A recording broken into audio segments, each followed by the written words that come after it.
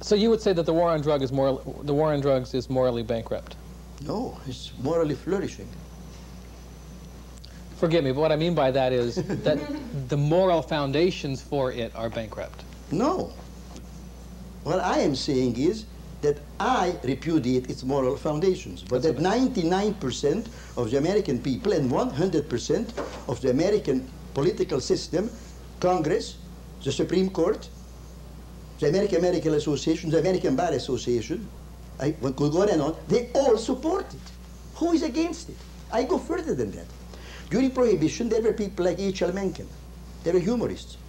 What prominent person, writer, artist, is now against the war on drugs and says the government does not have the right to deprive you of marijuana, otherwise called hemp, any more than it does of mushrooms or dandelions?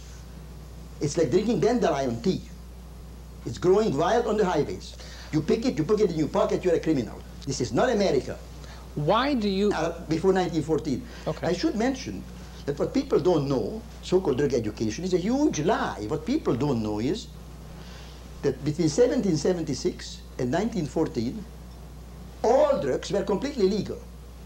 Now, drugs haven't changed, human physiology hasn't changed, and the Constitution has not been changed with respect to drugs. So where does the right come from to deprive us of these drugs? With alcohol, at least, there was the decency to write a constitutional amendment to make it illegal. Okay? There is no constitutional amendment with respect to penicillin. I have heard some enforcers suggest that the United States made a big mistake with alcohol.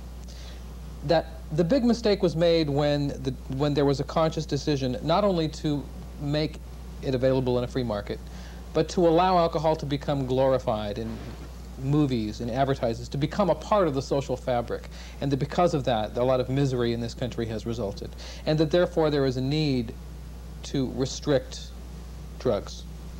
Your response? This country made a much bigger mistake. It opted for freedom. Freedom means the opportunity to not take care of yourself properly. But you don't see that as a mistake, do you? I call that the fall of man. That's already in the Bible. If you have the right to choose things, you have the option to choose well and to choose badly, otherwise known as a stock market. Is there a parallel between what you have seen in your study of the growth of psychiatry and what you've also seen in terms of the nation's drug policy? Have you learned, Well, my view of psychiatry as it relates to the drug policy very briefly is as follows. I divide psychiatry into two entirely separate categories and enterprises in a way which is not conventional but very easily understood. I distinguish between psychiatry, between consenting adults, voluntary. You go to a therapist, and if you don't like it, you leave. And then there is a psychiatry which consists really of a prison operation where you get locked up, exemplified by John Hinckley being ostensibly in a mental hospital a few blocks from here. But I don't call it a hospital, I call it a prison, because he can't leave.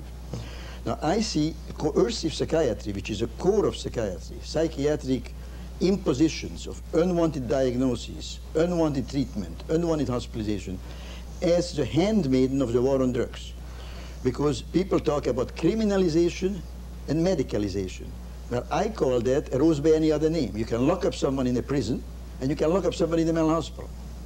Now, if you lock up someone in a mental hospital, you create the illusion that somehow you are more humane. You are doing some therapy.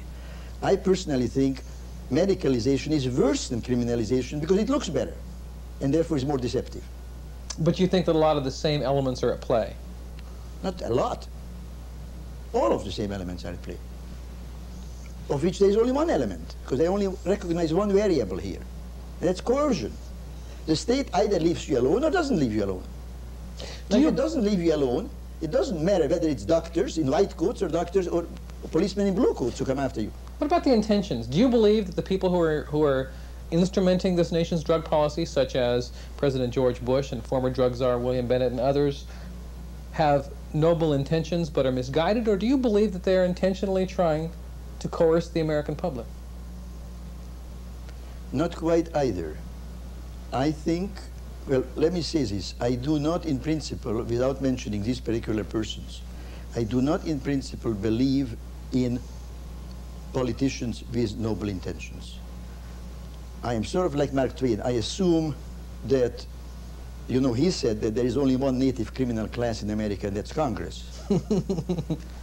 Maybe a little strong, but just a little. I think they are just as self-serving as anyone else, except a little bit more so probably, because they have their hand on the government coercive apparatus. So suspending the issue of their particular motives, I do not have any doubt that they have their ear tuned to what the American public wants. And what the American public wants is what every public has wanted since the Romans: bread and circuses. And the circuses means that in the name of something good, you meddle, bother, and persecute people who have been defined as enemies of the state. The crack dealer in Harlem. What about those who are not willing participants, such as babies who are born addicted of pregnant women? Well, that's an entirely different and very complicated subject. How about babies who are born diabetic, because both parents are diabetics? It's much better to be healthy than to be sick. And the fact that so many parents, adults, abuse their right to procreate is still another subject. Perhaps we should look more closely at the right to procreate, which directly affects society and other people, rather than the right of a 50-year-old businessman to smoke a marijuana cigarette instead of a tobacco cigarette. Do you believe procreation is a very complicated issue. We certainly can't get into that. But children do get damaged or are brought into the world damaged for reasons other than the drug problem. So again, this is a selective indignation. Look down the road 5 years from now, assuming that the system you would like to see in place, that is, that drugs will be legal for those who are No, you're putting words in my mouth. Forgive me, not legal. Excuse me, I don't think that system can be in place any more than a real capitalist system can be in place in Russia 5 years from now. Yeah, you're saying realistically it's never going to happen. It's not going, not never. Okay, but not in 5 years. But not in 5 years. And I didn't mean that. I guess what I meant was, if by some strange wave of the hand, you could magically transform this country into that system, what would you see? What system? What would you, once that system were in place, what kind of a world would you see? How would it be better than it is today? Well, it would be better, first of all, that the government, coercive apparatus, in other words, the police, the judiciary, would presumably pay more attention to making it possible for you and me to go out and take a walk around in Washington, D.C., see these nice things lit up at 11 o'clock at night, as we could when I came to this country in 1938.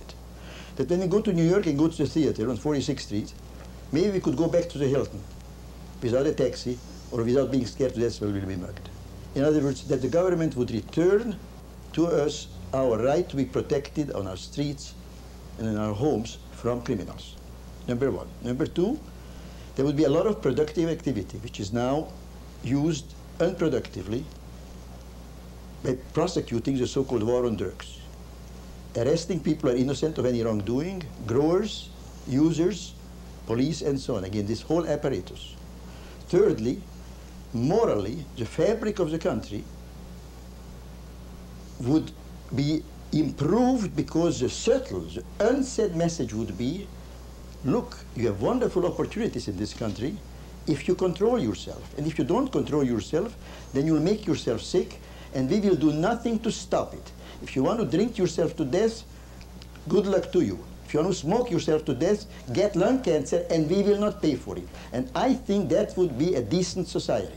People who do well would reap the consequences of that, just as if you are a good parent and are nice to your children, then you have the pleasure of having nice children from the age of 20 until you die. If you are a bad parent, then you have children that you wish you had never lived. And that's the way it should be.